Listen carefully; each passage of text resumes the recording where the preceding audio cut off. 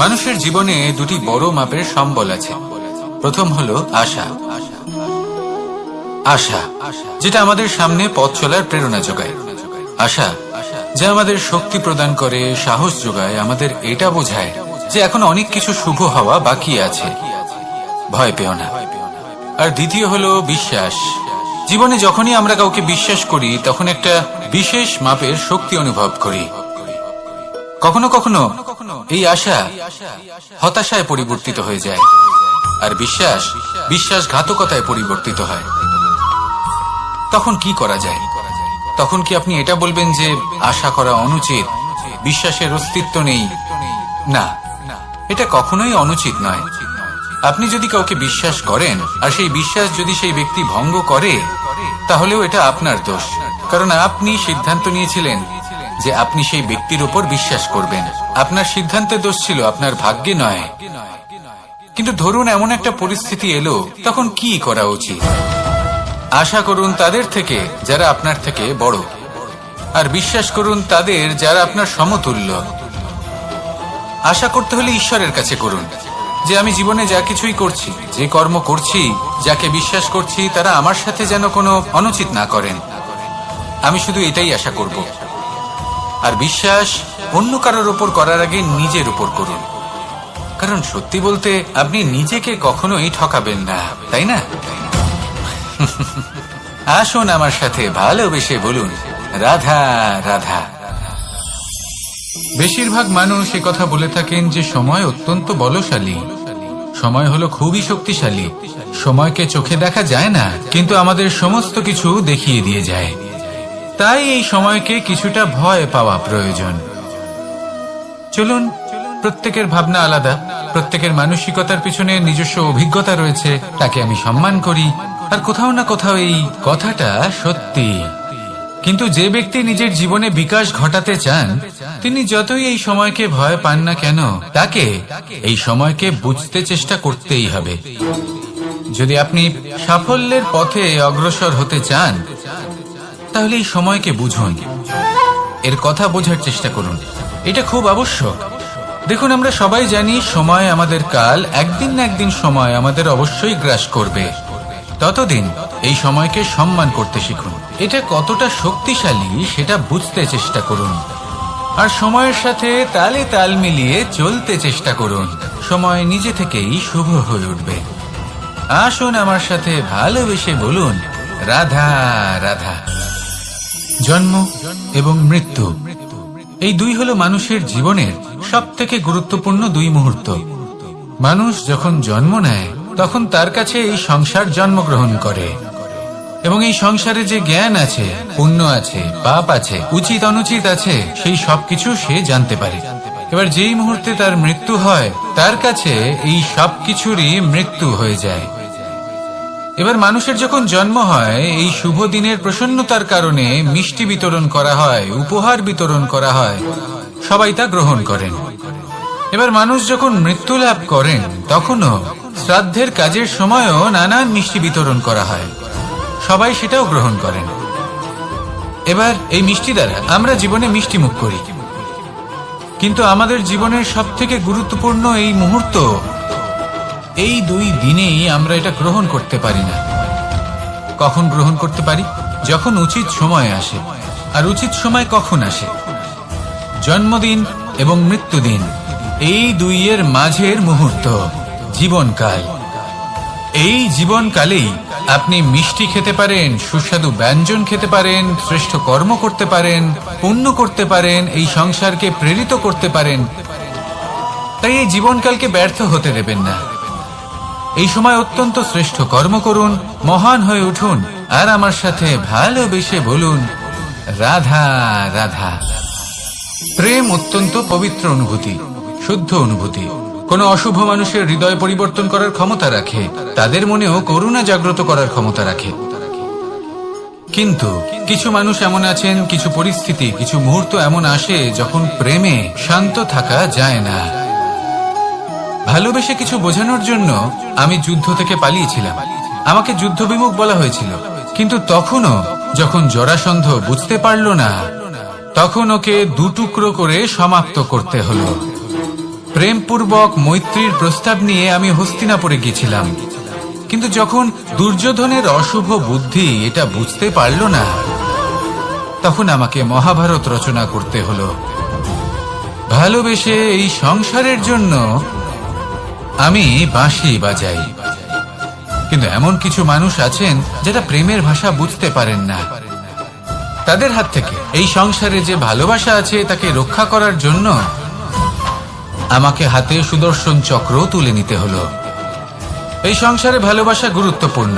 এই সংসারকে যদি ভালোবাসা দিয়ে ভরিয়ে তুলতে পারেন, এই সংসার একটু বেশি সুন্দর হয়ে উঠবে, চারিদিকে প্রসন্নতা ছেয়ে যাবে। কিন্তু যখন এমন একটা সময় আসে যখন ভালোবাসা সংকটে পড়ে যায় আর তাকে রক্ষা করা অনিবার্য হয়ে পড়ে, তাহলে যদি তার জন্য কঠোর হতে হয় সেটা হন, যদি হাতে অস্ত্র তুলে নিতে হয় তা তুলে নিন। এই ভালোবাসাকে সুরক্ষিত রাখা প্রয়োজনীয়। আসুন আমার সাথে ভালোবেসে বলুন, রাধা রাধা। এই বৃহৎ বৃক্ষকে দেখুন, অত্যন্ত শক্তিশালী বৃক্ষ। এটা সবারই প্রিয়, তা সে ছোট হোক বা বড়, বৃদ্ধ হোক বা জোয়ান, সবাই ভালোবাসে এই বৃক্ষকে। আর সত্যি বলতে এই বৃক্ষ সবাইকে সেবা করে, সবাইকে ফল দান করে, সবাইকে ছায়া প্রদান করে।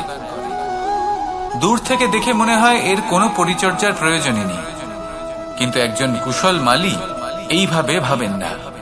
তিনি সময় অন্তরে খুব খুঁটিয়ে এই গাছ নিরীক্ষণ করেন, দেখতে থাকেন।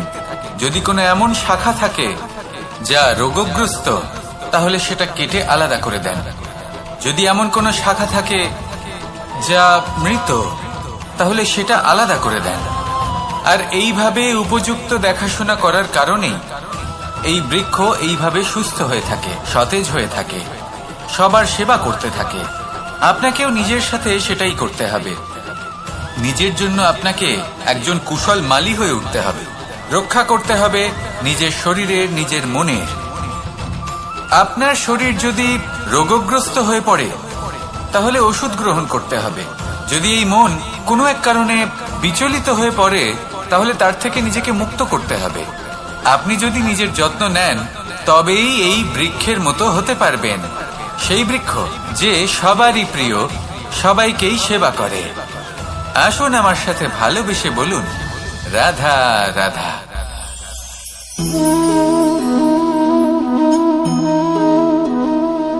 ভোজনের দ্বারাই শরীর পুষ্টি লাভ করে। ছোটবেলা থেকে আজ পর্যন্ত যাই আপনার ভোজন হয়ে থাকুক, যাই আপনার আহার হয়ে থাকুক, সেই অনুসারেই আপনার শরীর গঠিত হয়েছে। এই ভোজন অত্যন্ত গুরুত্বপূর্ণ, সেই জন্য এর প্রত্যেক অংশকে বোঝা খুব আবশ্যক। প্রথম অংশ, যে আমরা কি গ্রহণ করছি, এই ভোজন কোন স্থান থেকে আসছে সেটা বুঝুন। দ্বিতীয় অংশ, ভোজন কে বানাচ্ছেন। এই ভোজন সর্বশ্রেষ্ঠ তখনই হয় যখন মাতার হাতে তৈরি করা ভোজন হয়। কিন্তু যদি মাতার তৈরি করা ভোজন আপনি প্রাপ্ত নাও করতে পারেন, তাহলে সেই ব্যক্তির ভোজন তৈরি করা উচিত যিনি সাত্ত্বিক।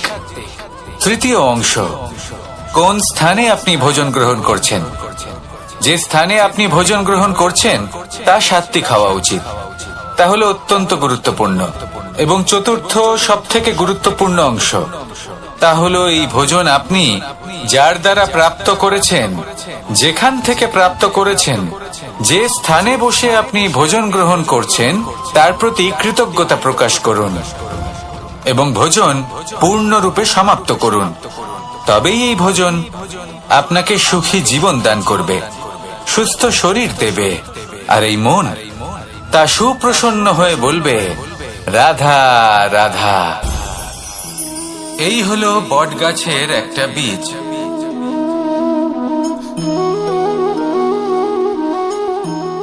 চলুন এটা রোপণ করা যাক, একটু জল দেওয়া যাক। এবার এখানে একটা বিশাল বটবৃক্ষ উৎপন্ন হবে, কিন্তু কিভাবে? এতে কে সাহায্য করবে? এটা সম্ভব কে করে দেখাবে? প্রকৃতি। আগে হ্যাঁ, এই সংসারে যা কিছু উৎপন্ন হয়, যা কিছু নষ্ট হয়, তার জন্য প্রকৃতি দায়ী হন। এই প্রকৃতির কারণেই তো রৌদ্র আসে, প্রকৃতির কারণেই বৃষ্টি হয়, জল পাওয়া যায়। তার কারণেই এই বটের বীজ তা এক বিশাল বটবৃক্ষে পরিণত হবে। কিন্তু একজন মানুষকে দেখুন, মানুষ বলবে এই বৃক্ষে আমার অধিকার রয়েছে। কেন? কারণ আমি এই বীজ বপন করেছি। এবার সমস্ত কাজ প্রকৃতি করবে আর সমস্ত শ্রেয় মানুষ নিয়ে যাবে। এটা কি উচিত? কখনোই নয়। এবারের উত্তর প্রকৃতিতেই লুকোনো আছে। কখনো কোনো পাখিও এই বীজ রোপণ করে, সেখানে বৃক্ষ উৎপন্ন হয়, তাতে ফল আসে, সেই পাখি সেই ফল খায়, কিন্তু সেখানকার বাকি পাখি এবং প্রাণীদের সেই ফল খেতে বারণ করে না। সেই বৃক্ষের উপর নিজের অধিকার প্রমাণ করতে চেষ্টা করে না, সবার মধ্যে ভাগ করে দেয়। আর এটাই আমাদেরও করা উচিত। যা প্রকৃতি থেকে আসছে তা আবার প্রকৃতিতেই ফিরে যেতে দিন। এটা অত্যন্ত প্রয়োজনীয়। পাখিদের মতো হতে চেষ্টা করুন, তবেই আপনার এই মন আকাশে উড়তে থাকবে আর সুপ্রসন্ন হয়ে বলবে, রাধা রাধা। কোকিলের ডাক শুনে আমার মন প্রফুল্ল হয়ে ওঠে। কোকিল হলো আমার অত্যন্ত প্রিয়। এরকমই আরো একটা পাখি আছে, কাক। একদিকে কাক, অন্যদিকে কোকিল। এদের মধ্যে বেশি পার্থক্য নেই, কিন্তু কোকিলের কণ্ঠ শুনে সবার মন প্রফুল্ল হয়ে ওঠে। কোকিল যখন সামনে আসে তখন মন শান্ত হয়ে যায়, যখন কাক সামনে আসে তখন মানুষ দূরে পালিয়ে যায়। এমন কেন হয়? কারণ হলো বাণী। কোকিলের বাণী অত্যন্ত মিষ্টি, অত্যন্ত মধুর। সেখানেই কাকের বাণী অত্যন্ত কর্কশ শোনায়, আর কর্কশ বাণী শোনা কেউ পছন্দ করেন না। আপনি নিজেকে জিজ্ঞেস করুন, কোনো ব্যক্তি আপনার সাথে কথা বললে তার বাণী মধুর হলে আপনার ভালো লাগে, আর যদি কর্কশ হয় তার থেকে দূরে চলে যেতে ইচ্ছা করে। তাই নিজের বাণীও এইভাবেই মধুর রাখুন, মিষ্টি রাখুন। এ আমারও খুব প্রিয়। আর এটা তখন হয় যখন মনে প্রেম থাকে। মনের মধ্যে প্রেম জাগ্রত করুন, বাণী নিজে থেকেই মধুর হয়ে যাবে। আর কৃষ্ণ নিজে থেকে আপনার কাছে আসবে আর আপনার সাথে বলবে, কি রাধা রাধা। এটা হলো ধান গাছ। এর থেকে যে চাল উৎপন্ন হয় তা মানুষ গ্রহণ করেন। আর এটা কি? এ হলো জংলি ঘাস। একবার ভেবে দেখুন, যদি এই জংলি ঘাস ধান গাছের আশেপাশে থাকে তাহলে কি হবে? ধান উৎপন্ন হতে পারবে? তা উৎকৃষ্ট হতে পারবে? আমরা কি তা গ্রহণ করতে পারবো? কখনোই নয়। এই জংলি ঘাস ধানকে নষ্ট করে দেবে, কিন্তু নিজে জীবিত থাকবে। এটাই হলো আজকের শিক্ষা। এই সংসারে যদি আপনি নীতির পথে চলতে চান, উচিত কর্ম করতে চান, সংসারকে সেবা করতে চান, তাহলে জংলি ঘাসের মতো ব্যক্তিদের থেকে সবসময় দূরে থাকতে হবে। সেই ব্যক্তি যারা দুর্নীতি এবং মিথ্যা দ্বারা পরিপূর্ণ, যাদের ব্যবহার অশুভ, যাদের অনেক অশুভ গুণ রয়েছে, তারা সঠিক নয়। সেই সকল ব্যক্তি যাদের চরিত্র অত্যন্ত দুষ্ট হয়, তারা হয় শুভ চরিত্রের ব্যক্তিকে একদম নষ্ট করে দেয়, নয় নিজের মতো বানিয়ে তোলে। তাই যদি আপনি নীতির পথে চলতে চান, এই সংসারের জন্য শুভ কর্ম করতে চান, তাহলে সেই সঙ্গ লাভ করুন যে সঙ্গ জ্ঞানে পরিপূর্ণ, যাদের মধ্যে অনেক গুণ আছে, যাদের থেকে প্রতিদিন কিছু শিখতে পারবেন। এমন ব্যক্তির সাথে জীবন অতিবাহিত করুন। দুরাচারীদের থেকে দূরে থাকুন। তবেই এই মন প্রসন্ন হয়ে বলবে, রাধা রাধা। প্রত্যেক প্রাণী ভালোভাবে জীবন যাপন করতে চান, এটা তাদের স্বভাবে আছে এবং ভাবাটা অনুচিত নয়। কিন্তু একটা ভালো জীবনের গুরুত্বপূর্ণ অংশ কোনটা? বসবাসের স্থান। সেই স্থান যেখানে আমরা জীবন অতিবাহিত করি। এবার মানুষ ভাবতে পারেন যে একটা ভালো বাসস্থানের অর্থ কি? সেই স্থান যেখানে সহজে জল পাওয়া যায়, যেখানে শুদ্ধ বায়ু পাওয়া যায়, যেখানে আনাজ উৎপন্ন হয়। এটা জীবনযাপনের জন্য পর্যাপ্ত বটে, কিন্তু ভালো জীবন যাপনের জন্য আরো একটা কথা আপনাকে বুঝতে হবে। সাধু, জ্ঞানী, পণ্ডিত ব্যক্তি এই সকল মহাপুরুষ, এনাদের যে বাসস্থান তা অত্যন্ত বিশেষ হয়। এখানে এক ধরনের বিশেষ ইতিবাচক শক্তি থাকে, এমন একটা স্থান যেখানে দেবতারাও বিচরণ করেন। জীবন আমরা সবাই যাপন করি, কিন্তু জীবনের উদ্দেশ্য শুধুমাত্র জীবন যাপন করা নয়। জীবনের উদ্দেশ্য হল মুক্তি লাভ করা। আর এই সকল সাধু, জ্ঞানী, পণ্ডিত ব্যক্তি, এই সকল মহাপুরুষ আপনাকে মুক্তির পথে নিয়ে যেতে পারেন, কারণ এরা হলেন সেই মহাপুরুষ যারা নিজেদের অন্তরের বিকার, অহংকার, ক্রোধ, বিদ্বেষ এই সকল দোষগুলিকে ত্যাগ করেছেন, এদের উপর বিজয় লাভ করেছেন। এমনই একজন ব্যক্তি আপনাকে মুক্তির পথে নিয়ে যেতে পারে। প্রয়োজন হলো শুধুই এনাদের চিনতে পারা, এদের কথা বুঝতে পারা এবং এদের দেখানো পথে চলা। যদি আপনি এটা করতে পারেন, তাহলে এই মন প্রফুল্ল হয়ে বলবে, রাধা রাধা। আমরা যখনই কোনো গাছের চারা রোপণ করি, তখন সবার আগে পরীক্ষা করে দেখি যে যেখানে আমরা চারা রোপণ করতে চলেছি সেখানকার মাটি আদৌ উর্বর কিনা, সেই মাটি সেই চারাকে বাড়তে সাহায্য করবে কিনা। যখন একটা চারা রোপণের আগে আমরা এত কিছু ভাবতে পারি, তাহলে কাউকে বিশ্বাস করার আগে আমরা কেন ভাবি না? জীবনে কখনো এই বিশ্বাসরূপী চারা কোথাও রোপণ করার আগে বোঝার চেষ্টা করুন যে যার উপর আপনি বিশ্বাস করতে চলেছেন সে কি আদৌ আপনার বিশ্বাসের যোগ্য কি না। ভেবে দেখুন সেই ব্যক্তি ভবিষ্যতে গিয়ে আপনার বিশ্বাস ভাঙতে পারে কিনা। এটাও ভেবে দেখুন যে যাকে আপনি বিশ্বাস করতে চলেছেন তাকে আপনি বিশ্বাস করলে নিজের জীবনের উদ্দেশ্যে আপনি অগ্রসর হতে পারবেন কিনা। আর তার জন্য প্রয়োজন সঠিক সিদ্ধান্ত, পরখ করা, কোনটা উচিত কোনটা অনুচিত সেটা বোঝা। আর তাতে কিন্তু আপনি সন্দেহবাতিক হবেন না, তাতে আপনি আরো নিপুণ হয়ে উঠবেন।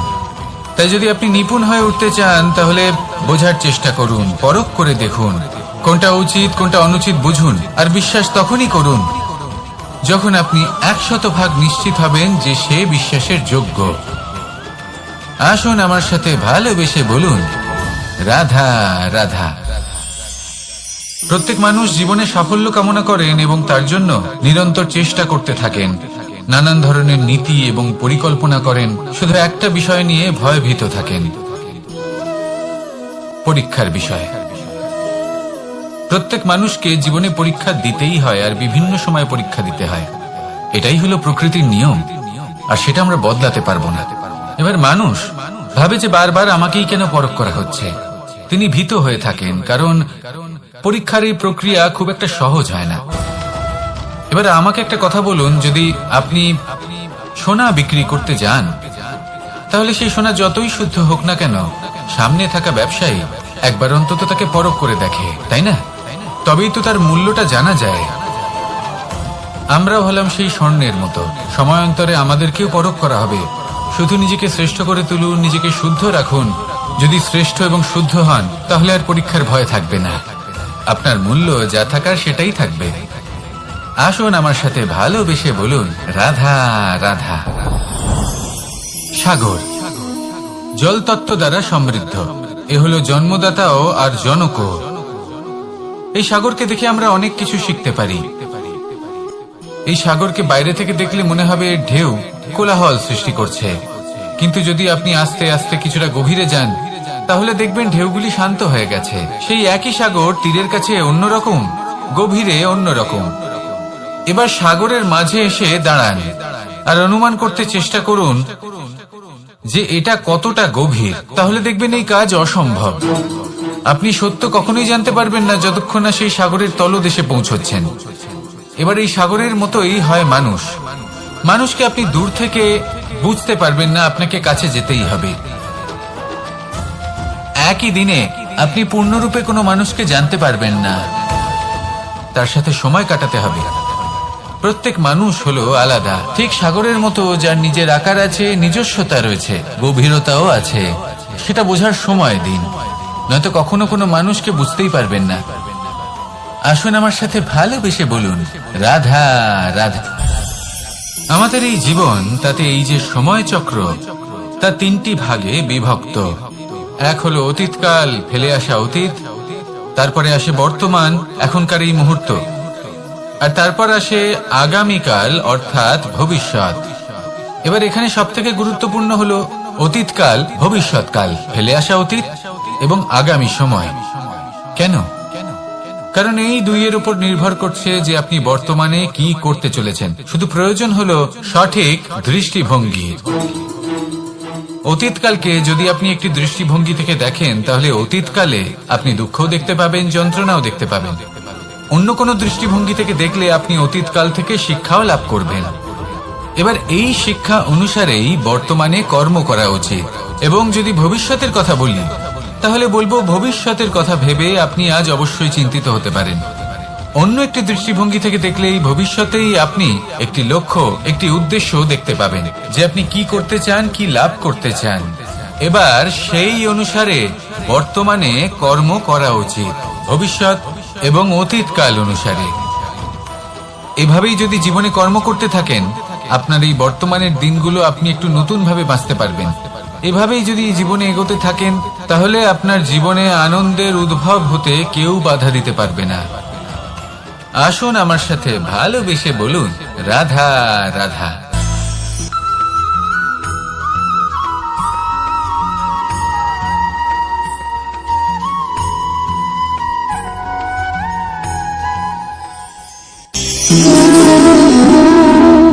সম্পর্ক হলো আমাদের জীবনের একটি আধার। কিছু সম্পর্ক এমন যা আমরা জন্মসূত্রে লাভ করি, যেমন পরিবার, মা, বাবা। কিছু সম্পর্ক আছে যা আমরা জীবনে অর্জন করে থাকি, তা সে প্রেমের হোক, স্নেহের হোক বা বন্ধুত্বের। এই সকল সম্পর্ক লাভ করার বা গড়ে তোলার 5টি ধাপ রয়েছে। প্রথম ধাপ, কোনো ব্যক্তির সাথে আলাপ হওয়া, তার সাথে কথা বলা বা তাকে দেখা। দ্বিতীয় ধাপ, সে ব্যক্তিকে আমাদের ভালো লাগা। তৃতীয় ধাপ, আমাদের এটা চাইতে শুরু করা যে জীবনে এই ব্যক্তি যেন আমাদের বন্ধু হন, আমাদের জীবনে থাকেন, বা আমাদের কাউকে ভালোবেসে ফেলা, আর এটা আমাদের ভাবা বা চাওয়া যে সেই ব্যক্তি যেন আজীবন আমার সাথে থাকেন, আমার জীবনে আমার সাথী হয়ে। চতুর্থ ধাপ, লাভ করা। এবার এই ধাপটি অনেক মানুষের পক্ষেই খুবই সরল হয়, বড়ই সরল ভাবে নিজেদের সঙ্গীকে লাভ করে থাকেন। কিছু মানুষের জন্য এই ধাপ অত্যন্ত কঠিন হয়ে থাকে। অনেক প্রতিকূল পরিস্থিতির উপর জয়লাভ করে তারা সঙ্গীকে লাভ করেন, কিন্তু লাভ অবশ্যই করেন। এরপরে আসে পঞ্চম, অন্তিম এবং সবথেকে গুরুত্বপূর্ণ ধাপ। সেটা হলো সেই সম্পর্ক পালন করা। এটা হলো এমন এক বিষয় যা প্রত্যেক মানুষের শেখা উচিত। যদি ব্যক্তি নিজের জীবনে সম্পর্ক রক্ষা করতে শিখে যান, তবে প্রত্যেক সম্পর্ক তার জীবনকে স্বর্গ করে তুলবে। আসুন আর আমার সাথে ভালোবেসে বলুন, রাধা রাধা।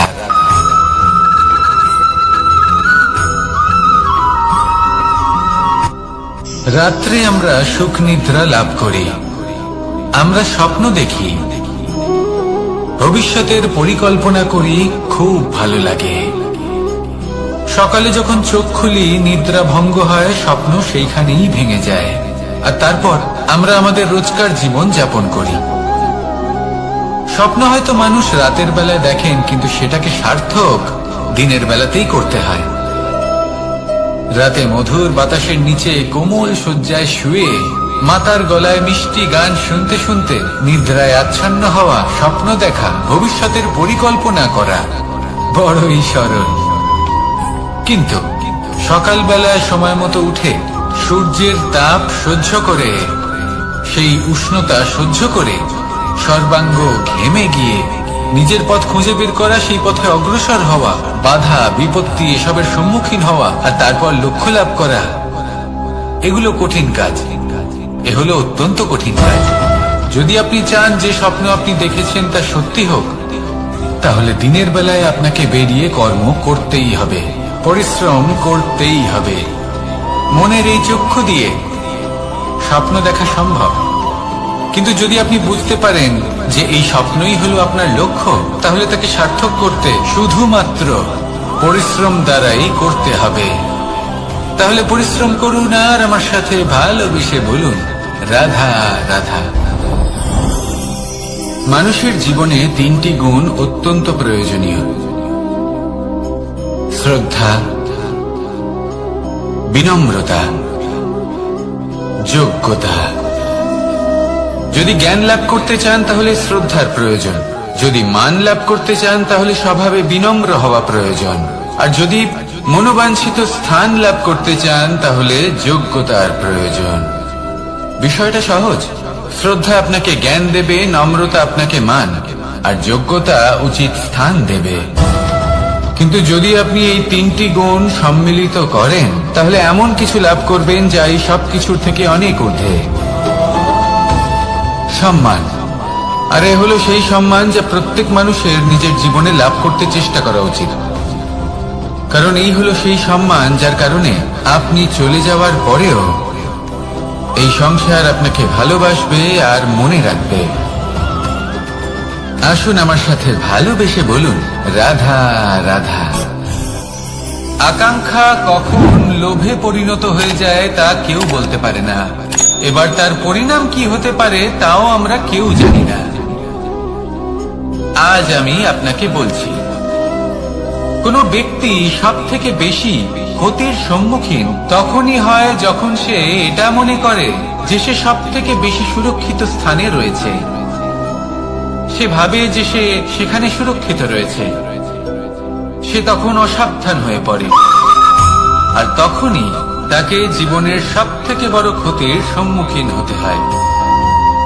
নিঃস্ব হয়ে যাওয়ার পরিস্থিতি কোনো মানুষের জীবনে তখনই আসে যখন তার কাছে প্রচুর সম্পত্তি থাকে এবং সে তার থেকেও অনেক বেশি সম্পত্তি অর্জন করতে চায়। সেই অনেক বেশি সম্পত্তি অর্জন করার চেষ্টায় সে এমন কিছু করে বসে যার ফলে তাকে সমস্ত সম্পত্তি হারাতে হতে পারে।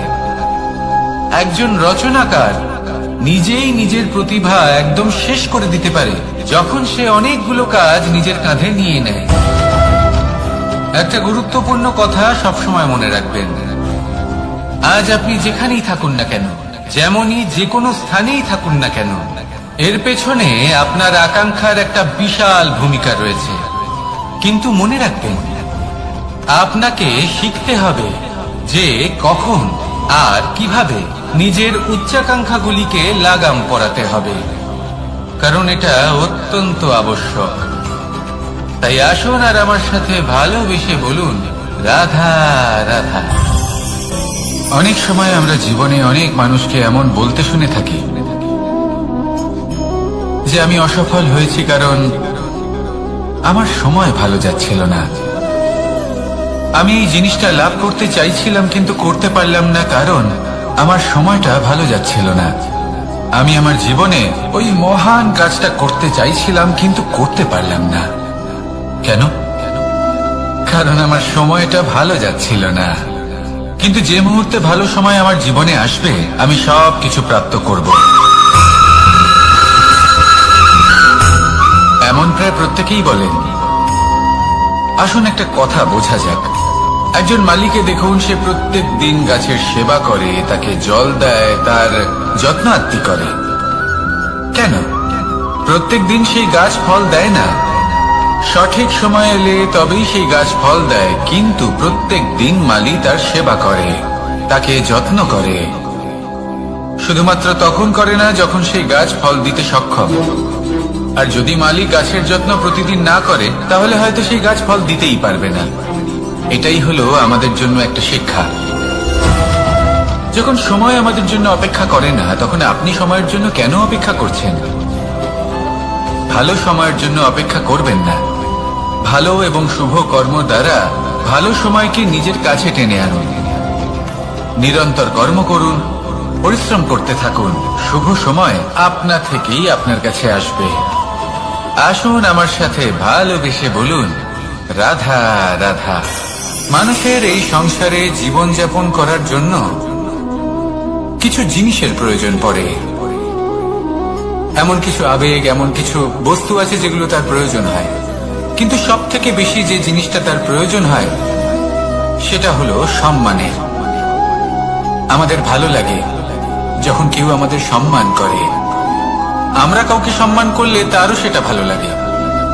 কিন্তু আপনি দেখবেন যে সংসারে বেশিরভাগ মানুষ দুটি মাপদণ্ডের ভিত্তিতে সম্মান করেন, হয় বয়স দেখে করেন বা উপার্জন দেখে, অর্থাৎ সেই ব্যক্তি কতটা উপার্জন করেন। এবার ভেবে দেখুন, এটা আবশ্যক নয় কারোর বয়স যদি বেশি হয় তার বুদ্ধিও ততটাই বেশি হবে। আবশ্যক এটাও নয় যে কোনো ব্যক্তি যদি অত্যন্ত ধনী হন বা তার মনও নির্মল হবে বা তিনি সৎকর্ম করবেন বা এমন কোনো কর্ম করবেন যাতে উনি সম্মান লাভ করতে পারেন।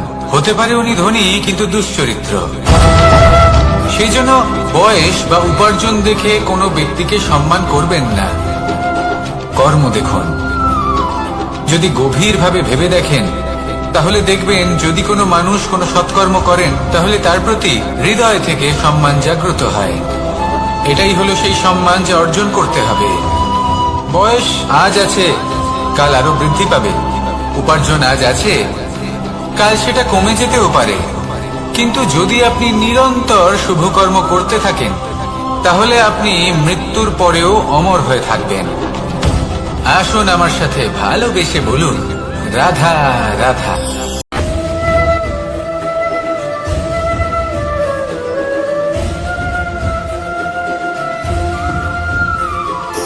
সময়, কথায় আছে আমাদের জীবনের প্রত্যেক মুহূর্ত স্বর্ণের মতো হয়।